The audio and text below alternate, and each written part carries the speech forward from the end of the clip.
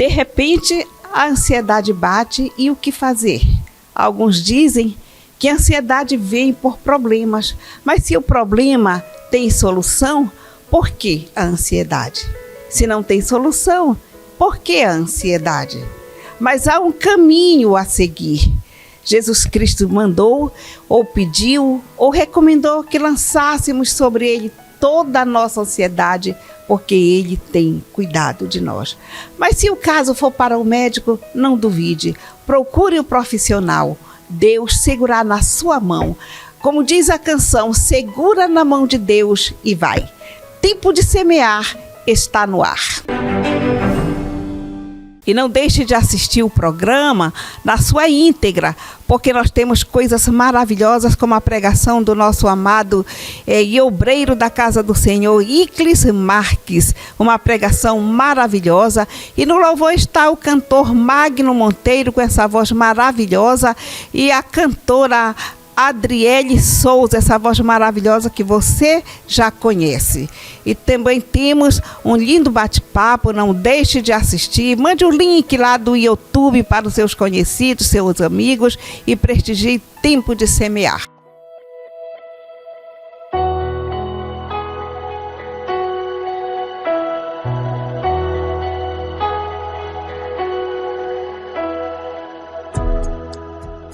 Entre no quarto e feche a porta. Chegou a hora de falar com Deus. Dobre os joelhos e sinta a presença que toma todo esse lugar. Sinta a glória de Deus.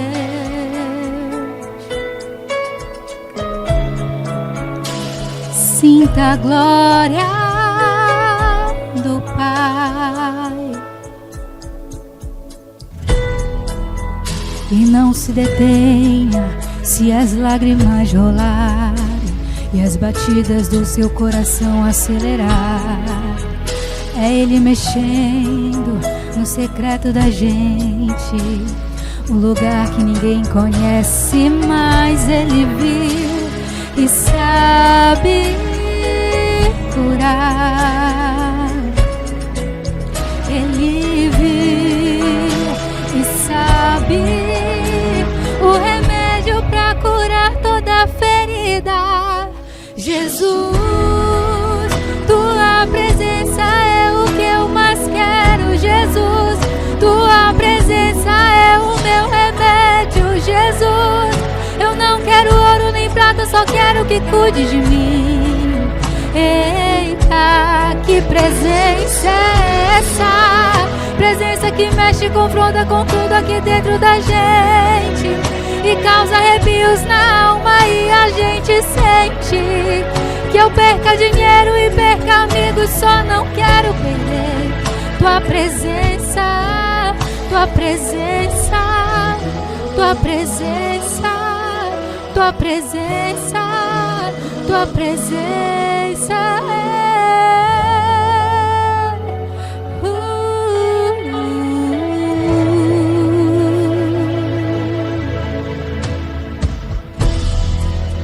E não se detenha se as lágrimas rolarem e as batidas do seu coração acelerarem.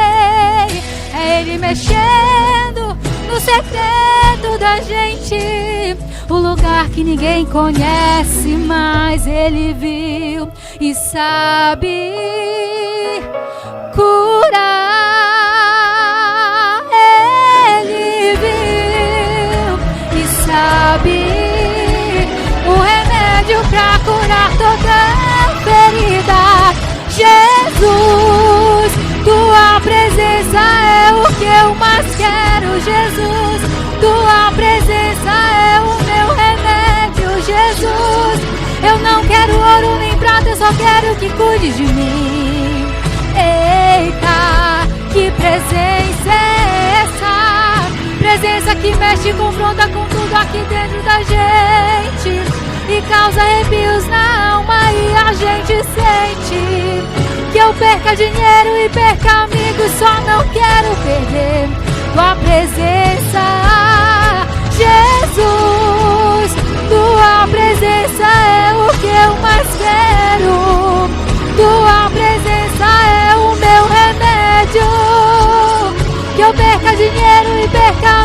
só não quero perder tua presença, tua presença, tua presença, tua presença, tua presença, tua presença.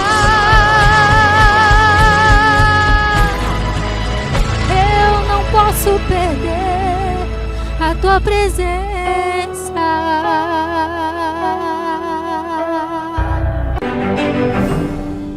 Muito bem, nós fizemos uma interrupção no programa passado sobre o assunto casamento, família, e a Celina deixou uma pergunta no ar. Celina, repita abreviadamente a pergunta para que o pastor possa responder.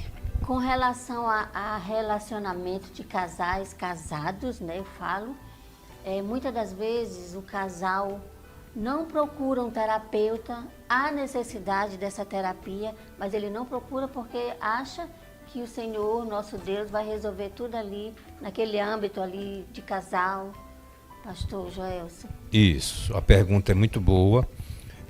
Infelizmente, algumas pessoas têm essa mentalidade.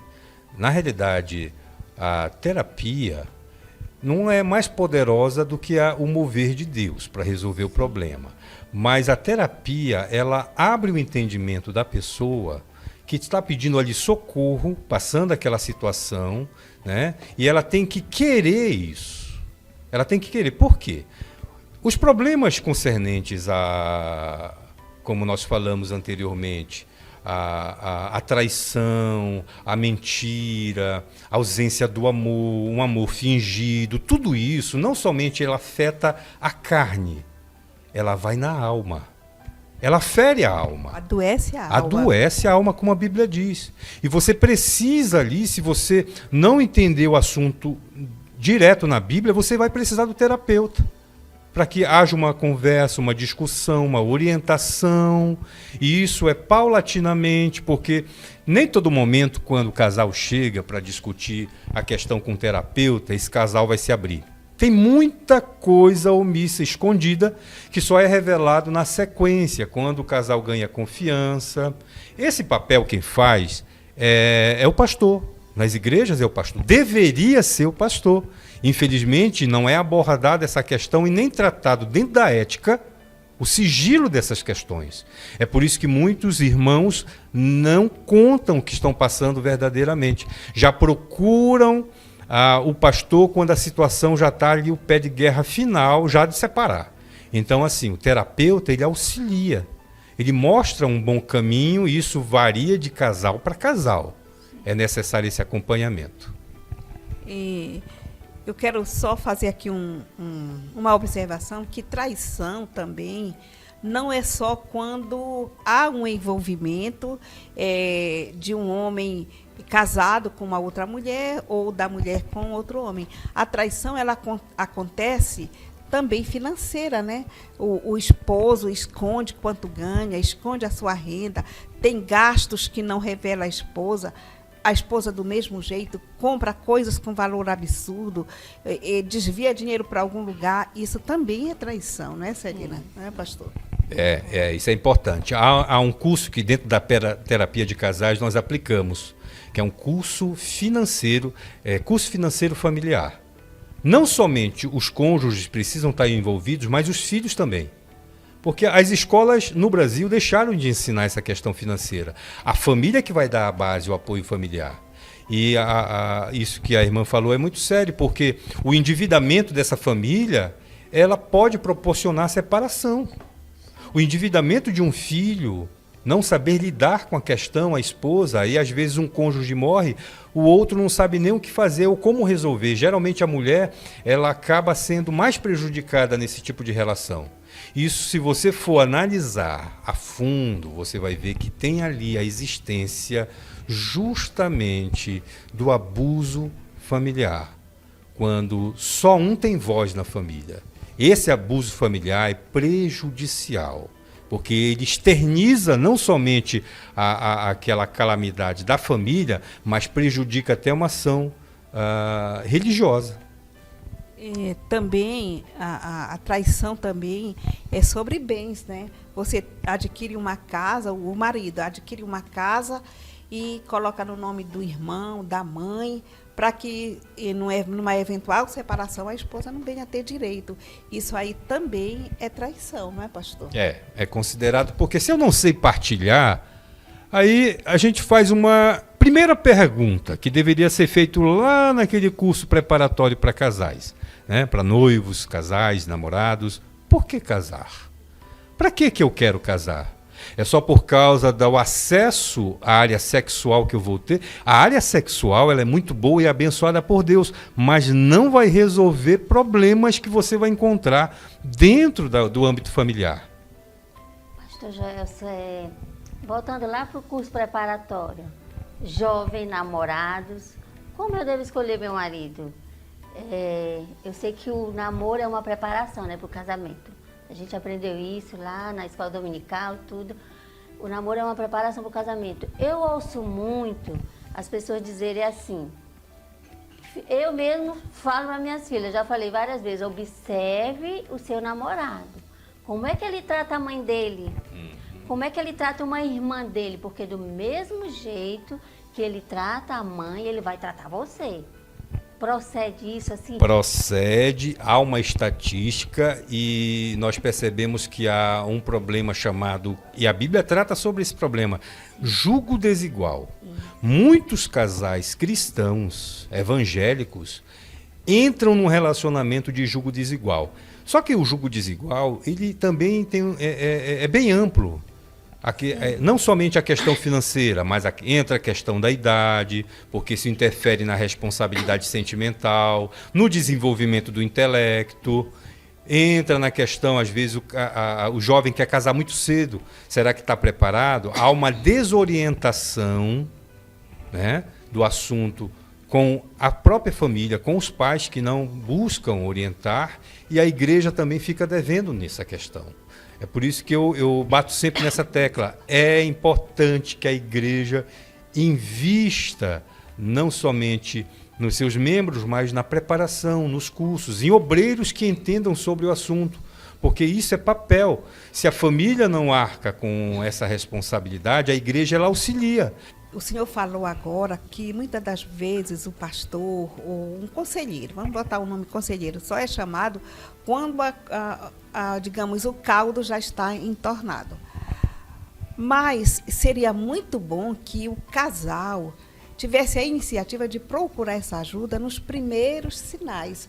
A mulher, ela é muito, a pessoa chama sexto sentido, mas eu gostaria de dizer uma palavra, discernimento. Ela tem o discernimento quando a coisa começa a errar. Se o marido está dando uma escapada, se está acontecendo, ela percebe muito mais do que ele. É nessa hora que você começa a perceber que você tem que gritar por socorro. Não é isso, pastor? É verdade, irmã. Agora, nem sempre acontece a questão do discernimento que a esposa deveria ter. Por um motivo, ela tem vergonha. Até para abordar o assunto com um pastor, ela não sabe muitas vezes, porque não confia naquele determinado pastor. E aí dentro desse assunto pastoral, é importante você ter uma pessoa que preze pela ética. Agora, pastor, assim, ela tem vergonha, mas continua tendo discernimento. O discernimento não faltou. Agora, eu entendo que a vergonha é que vai impedir, e talvez a falta de confiança, porque às vezes nem é o pastor que faz com que essa confiança, é o temor mesmo, digamos, e a nossa cultura, como é imposto que a mulher seja realmente uma submissão cega, e não é. Submissão, gente, está debaixo, está sob a mesma missão, com o mesmo propósito. Eu passei por um estudo onde o nosso mentor lá dizia que dar-lhe uma adjutora, como diz a palavra, adjutora, tem o significado bíblico de muro de arrimo, proteção e não coadjuvante. Tá certo ou tá errado? Certíssimo. E a irmã tocou num assunto também que é relevante, que é a questão cultural. Sim, A nossa sim. própria cultura paraense, nós sabemos que ela procede de uma parte dos índios, traz essa carga muito pesada sobre a mulher, de que a submissão ela é mal interpretada e ela perde espaço completamente, às vezes, de se pronunciar ou mencionar um problema dentro do casamento. Então, isso é um erro, é um entendimento, é uma deturpação do que a Bíblia ensina, porque a Bíblia não ensina isso, dá liberdade para ambos, inclusive aos filhos. Existem famílias em que os pais, ambos estão errados, e os filhos, por terem um temor e um discernimento maior do que esses pais, interferem Eu já vi e acontecer. buscam até ensinar os pais. Olha Já só vi que acontecer. situação, né? Nós estamos com o nosso tempo bem estourado. Em 1 minuto, diga alguma coisa aí que o nosso público ainda precise ouvir. Eu quero dizer principalmente aos líderes que tratam em suas igrejas com as suas ovelhas, amem suas ovelhas. Lembre daquela palavra que Jesus falou para Pedro, se o amava. Então, amando, você tem que ceder espaço para que haja essa discussão dentro da igreja, cursos preparatórios, diálogos, fazer uma roda lá de conversa, justamente para identificar problemas de uma forma antecipada, antes que o caldo entorne. E segundo, confia no Senhor. Confia que o Senhor, Ele ama a sua casa, ama a sua família, seu cônjuge. Não desista do seu casamento. Insista aos pés do Senhor, de joelho, lendo e estudando a palavra juntos, e certamente a sua casa será vitoriosa. Amém. Muito obrigada, pastor. Eu que agradeço. Meus irmãos, a paz do Senhor Jesus, é com muita gratidão que nesse momento eu me comprazo com todos vocês. É um privilégio para mim de estar aqui para compartilhar uma mensagem de Deus. Uma mensagem de fé, de esperança, uma mensagem transformadora, uma mensagem salvífica e uma mensagem de salvação. Se você hoje está aí sentado, ou vendo no seu telefone, na sua casa, no hospital, em qualquer lugar que você esteja nesse momento, eu não sei, mas aonde estiver chegando esta mensagem, esta programação, saiba que Deus, Ele escolheu esse momento para falar conosco no dia de hoje. Amém? Portanto, é necessário, é substancial que a gente exerça a nossa fé. É preciso ter fé para alcançar o coração de Deus. Sem fé, querido, não tem como Deus mover os céus em nosso favor. É impossível. É só mediante a fé que Deus, Ele moverá o céu, o seu trono, as suas mãos ao nosso favor. Portanto, hoje, Deus tem uma palavra poderosa para o teu coração, para os nossos corações. Amém? Eu preciso que você fique aí até o final desta mensagem. Deus já está falando nesse momento conosco. A palavra de hoje que eu tenho para compartilhar com vocês se encontra no Evangelho segundo escreveu o médico Lucas, o doutor Lucas, o evangelista Lucas, no capítulo 15 e no versículo 32, nos diz desta maneira a palavra do Senhor. Mas era justo alegrarmos-nos e folgarmos, porque este teu irmão estava morto e reviveu, tinha se perdido e foi achado. queridos amados irmãos, senhores e senhoras, estas palavras aqui são palavras propriamente ditas pelo Cristo, pelo Nazareno Cristo. Cristo aqui, ele está narrando uma parábola.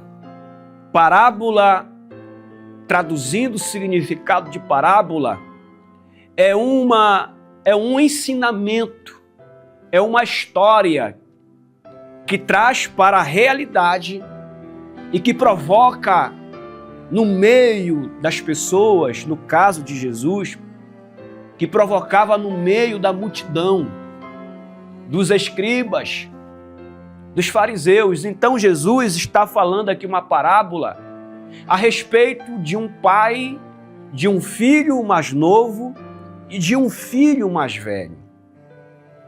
Jesus está dizendo que este pai, como narra o capítulo 15, ele tem uma tipologia bíblica que representa Deus. Já o filho que se perdeu, o filho pródigo que estava dentro da casa do pai, que se perdeu, pediu tudo para viver uma vida irresponsável, aqui tem uma representatividade da nação de Israel. Mas trazendo para os dias de hoje, para esse tempo contemporâneo, eu quero dizer o seguinte, que este filho mais novo, ele tinha tudo de bom dentro da casa do seu pai. Tinha a melhor roupa, a melhor comida, tinha os melhores funcionários, tinha tudo, não faltava nada. Mas um certo dia, esse jovem, o jovem pródigo, o filho pródigo, ele estava cansado de viver dentro da casa do pai. E um certo dia ele chega até o seu pai e ele pede a herança. Pai, me dá a herança que me cabe. Eu não quero mais viver essa vida aqui dentro, pai. Eu estou cansado. E aqui eu estou conjecturando. E o pai, ele não se hesita de não querer dar a herança. O pai, pelo contrário, o pai, ele reparte a herança para esse filho mais novo, porque na lei romana permitia com que os pais pudessem repartir a herança. E esse pai, ele reparte a herança com esse filho mais novo. Esse filho, quando ele recebe o dinheiro, ele recebe os seus bens que lhe cabiam, e ele foi viver uma vida regada, irresponsável, em uma terra distante da sua. Veja bem, ele estava muito bem dentro da casa do pai.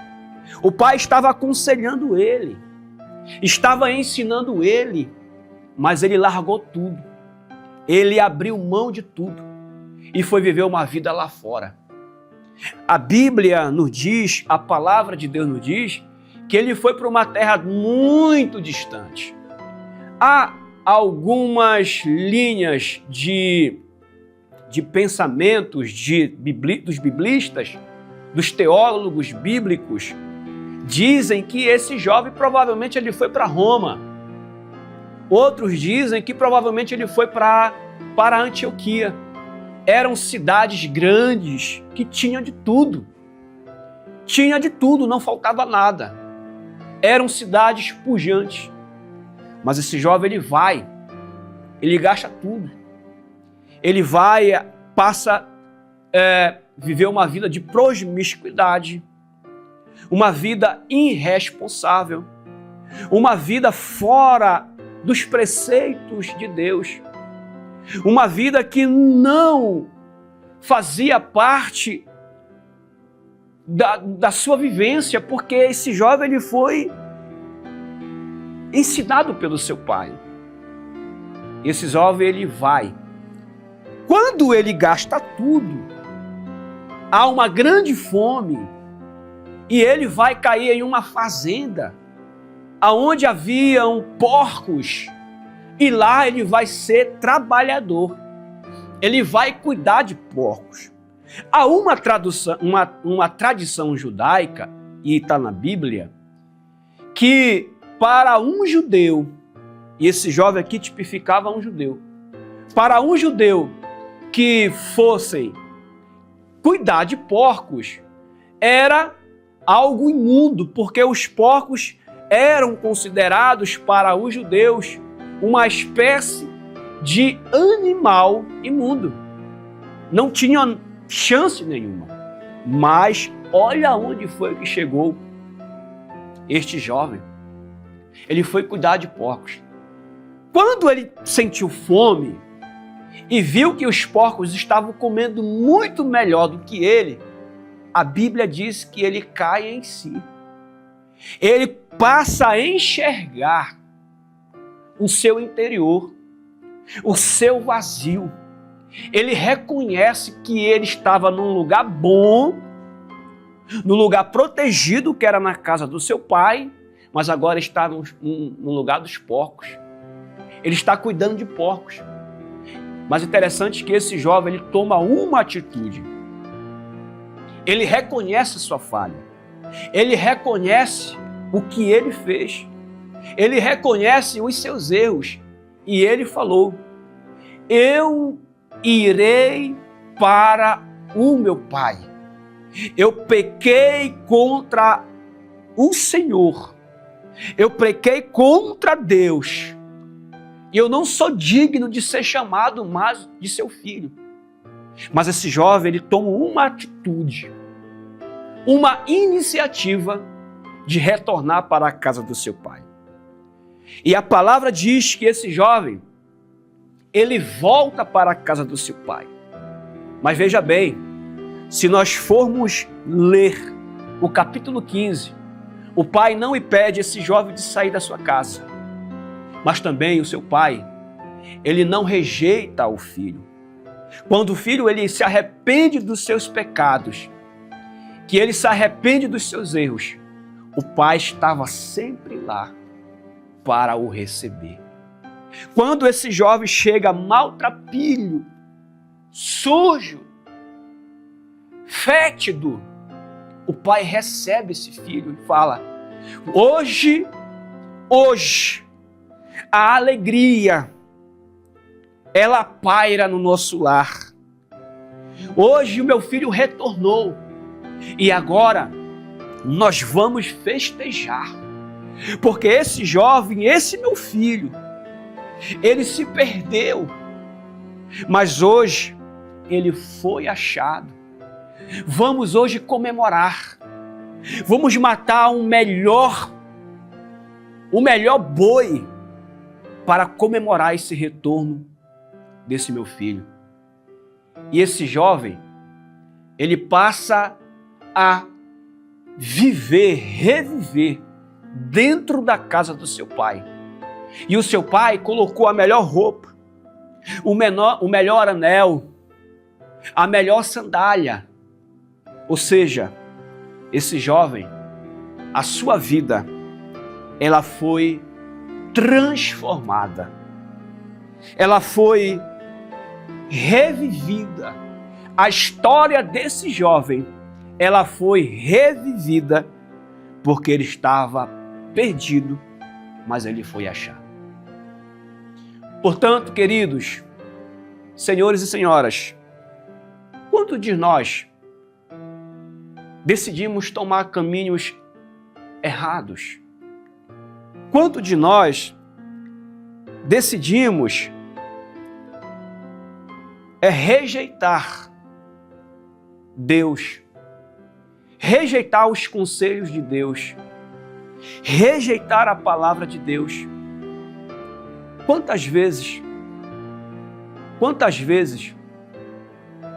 a gente já passou por isso, mas graças a Deus, o Senhor hoje, Ele mudou a minha história e evidentemente mudou a tua história e Ele quer mudar a história de quem precisa retornar para casa. Amém? Então hoje é dia de retornar para casa. É dia de voltar para a presença de Deus. É dia de retomar a caminhada, retomar a sua história, retomar a sua vida. E nesse momento eu quero orar por você, você que precisa de uma oração, você que sentiu de Deus nesse momento, você que ouviu esta palavra e falou dentro de si, esta palavra veio diretamente ao meu coração. E eu estou passando por isso hoje. Eu quero esta palavra, eu quero ter uma mudança de vida. Então eu vou orar por você. Amém? Oremos juntos. Senhor nosso Deus, nosso Pai. Nesse momento, Senhor, tem muitas pessoas nos assistindo, Pai.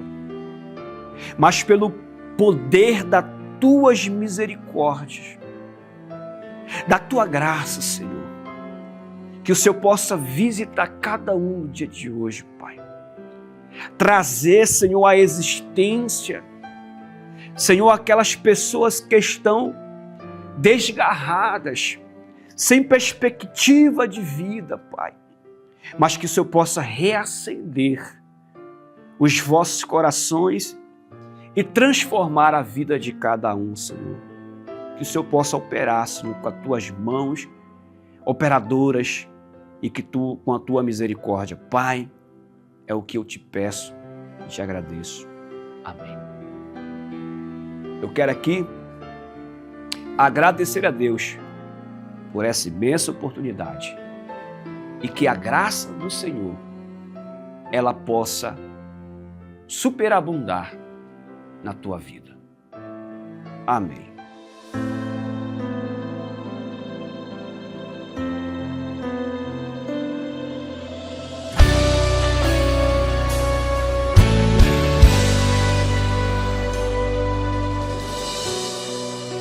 O tempo diz que acabou, não há mais solução aqui, não adianta prosseguir.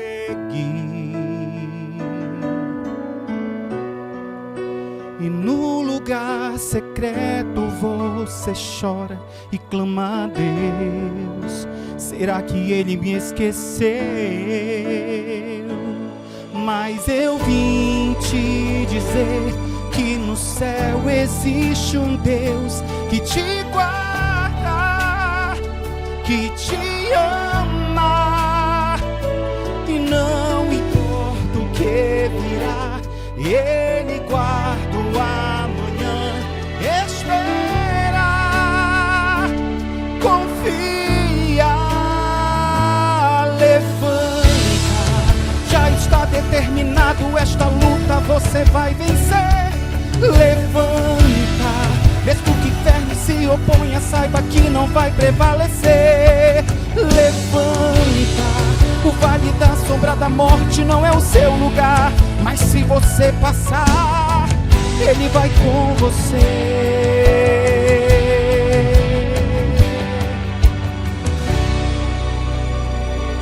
Mas eu vim te dizer que no céu existe um Deus que te guarda, que te ama, e não importa o que virá, Ele guarda o amanhã. Espera, confia, levanta, já está determinado esta luta, você vai vencer. Levanta, mesmo que o inferno se oponha, saiba que não vai prevalecer. Levanta, o vale da sombra da morte não é o seu lugar, mas se você passar, Ele vai com você.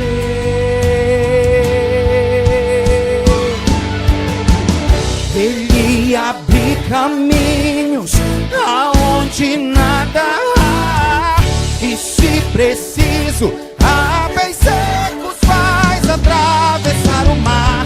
Diante da sua glória, todo demônio sai ao som da sua voz.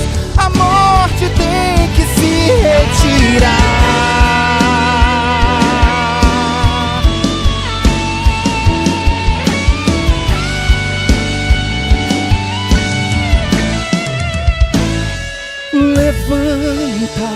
já está determinado, esta luta você vai vencer. Levanta, mesmo que o inferno se oponha, saiba que não vai prevalecer. Levanta, o vale da sombra da morte não é o seu lugar, mas se você passar, Ele vai com você. Levanta, já está determinado, esta luta você vai vencer. Levanta, mesmo que o inferno se oponha, saiba que não vai prevalecer. Levanta, o vale da sombra da morte não é o seu lugar, mas se você passar, Ele vai com você. Ele vai com você.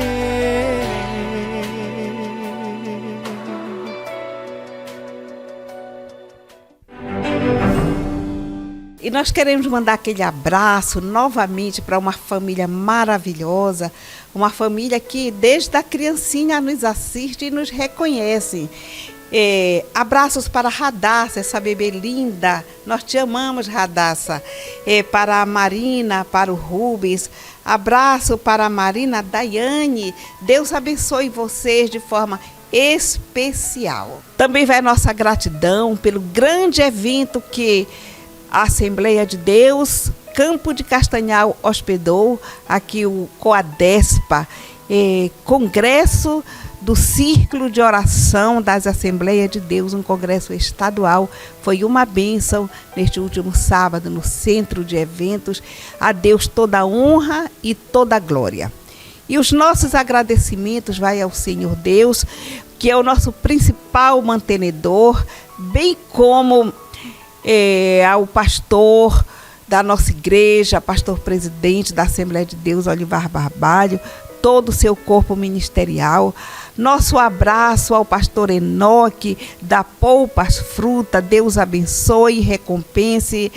A Vani, lá do Top Lanche, Deus abençoe. Rian Freire, lá do Império Mídia, Deus abençoe. Bem como os colaboradores, como a irmã Maria Gomes, a irmã Domingas, a irmã Conceição Quaresma, pastor Francisco, muito obrigada. Estamos também com a Sueli, a irmã Sueli, que congrega lá no Templo Central, que passou a colaborar conosco. E você pode também ser um mantenedor deste trabalho, acessando o nosso QR Code ou ligando para o nosso número. Deus abençoe rica e poderosamente. Nós também estamos com uma produção de pudins no pote, que você pode adquirir. Faça a sua encomenda. Nós vamos colocar o número do contato aí na tela, um videozinho para você assistir. É muito bom, delicioso, com potes de pudim que você pode comprar para a sua sobremesa por um preço bem acessível. Nós agradecemos a você o prazer da sua audiência. Chegamos ao final do programa, agradecendo a sua carinhosa audiência e dizendo que no próximo final de semana nós temos aquele encontro marcado e eu conto com você. Até lá, se Deus quiser.